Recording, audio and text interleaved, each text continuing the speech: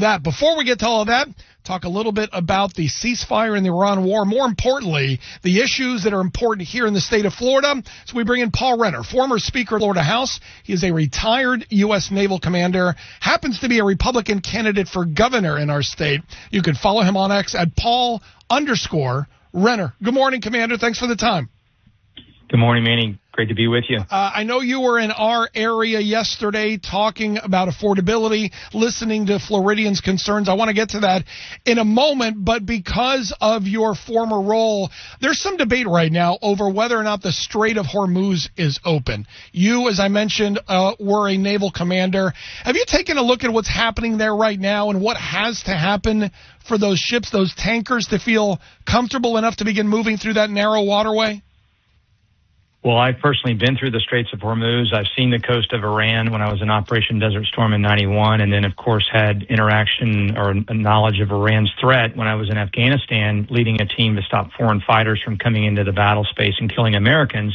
And a key, one of those foreign fighters or foreign nations was Iran. They were providing sophisticated weapons that killed and maimed many of the Americans that you see on TV commercials that have lost legs, lost limbs, or been killed in action. And so they are clearly a threat. And with respect to the Straits of Hormuz, it's very important. It's a strait, meaning they can constrain it and try to block it. I don't know the current, what today's situation is, and some of it goes to people's risk profile or risk appetite to go through that if they think they're going to be attacked. But, the reality is that Iran depends on those straits more than we do. So about 90% of their oil, as I understand, goes through the straits. So as a long-term play, it's something that is going to hurt them more than it's going to hurt us. But they're desperate. They're looking for anything to apply pressure. The military pressure we're applying will hopefully lead to a resolution that is favorable. That means we don't have a threat from that part of the world going forward. Yeah. It's almost like they're cutting off their nose to spite their face, right? Yes. Speaking of your tour across our state, I believe you started yesterday here in South Florida. I have some listeners to this show, Paul, who call in very angry when I say that we have an affordability problem, not only in our country, but in our state, and that in the last 8 to 10 years, prices, costs have soared. You're traveling around our state. You speak with voters on a daily basis. Am I crazy that Floridians are struggling with increased costs? No, it's the number one issue in my mind, and it'll be my number one priority, day one priority as governor. That means lowering property taxes at the local level on your home. That means trying to get after and lower insurance, whether it's property insurance, auto insurance, electric bills, and healthcare bills as well. A little harder because of Obamacare.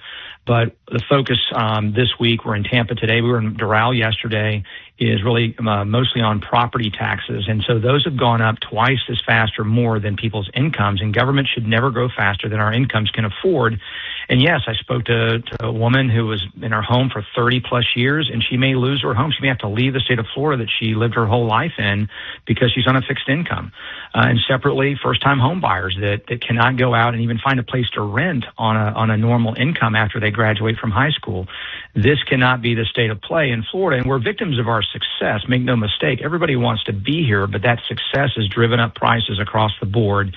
And as governor, I'm going to get after it. I've got a record of getting after these types of issues, and we're going to get after it when I become governor. There was some hope, and the governor had demanded that there be some sort of property. He wanted to eliminate property taxes, which I don't think we could do, but not even property tax reform at this point, it looks like is going to get on the ballot in November unless the legislature figures out some agreement. And right now, we don't have that. There's not one thing on the ballot as we speak that the legislature's put on to save 1 penny in property taxes, and that is a total, complete failure of leadership. They've been debating the pink flamingo as a state bird, but they can't get after any of these affordability issues. I left in 2024, and since then it's just there's been a lack of leadership to get this done. And so, we have to have leadership, and the governor's been calling for this, but he can't put it on the ballot. People need to understand that. The House and Senate have to come together to put something on the ballot for November to get it in the Constitution. The one exception that I've been calling for since I got in this race is a rollback that can do legislatively to at least get people something as a first step while we pursue bolder reforms, which I'll be announcing here in the next couple of weeks. And my proposal will be the boldest of any candidate in this race. It's going to have significant help to everybody that's listening, and we're going to do it in a way that leans on savings, aggressive savings at every level of taxpayer money and save taxpayer money, but also some replacement revenues that will pay for our police and fire and so forth, because you've got to do that as well.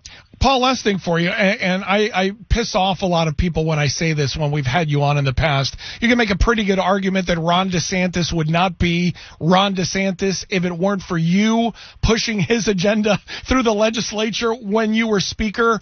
Why hasn't he endorsed you, and does it matter if he does? Well, look, I'd love to have the governor's endorsement. I think if that comes, it'll come later in the cycle. I think he's been clear about that.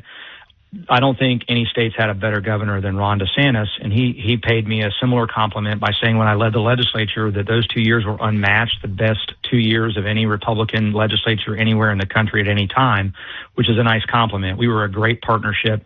Obviously, would love to have his support at an appropriate time, and I helped build the free state of Florida with him, and I'm running because I want to keep us the free state of Florida. I want to keep us safe, and I want to make Florida more affordable, and you want somebody who can solve problems. You go to somebody who's already done it. I've got the receipts and the leadership, proven leadership over many, many years in the military as a prosecutor and a successful speaker to get the job done. And this, what we're witnessing in the legislature right now is simply unacceptable. I'm a less talk, more action kind of guy. We're going to get in there. We're going to solve problems for people, continue to protect and expand the legacy of this governor, which has been a great legacy. I was part of it, and we're going to continue down that path. And if you like the path we're on, I'm your guy. 131 days until the Florida primary, by the way, on August 18th. He's Paul Renner, former Speaker of the House, retired U.S. Naval Commander, Republican candidate for governor. Paul, appreciate the time as always. Best of luck. Thank you, sir.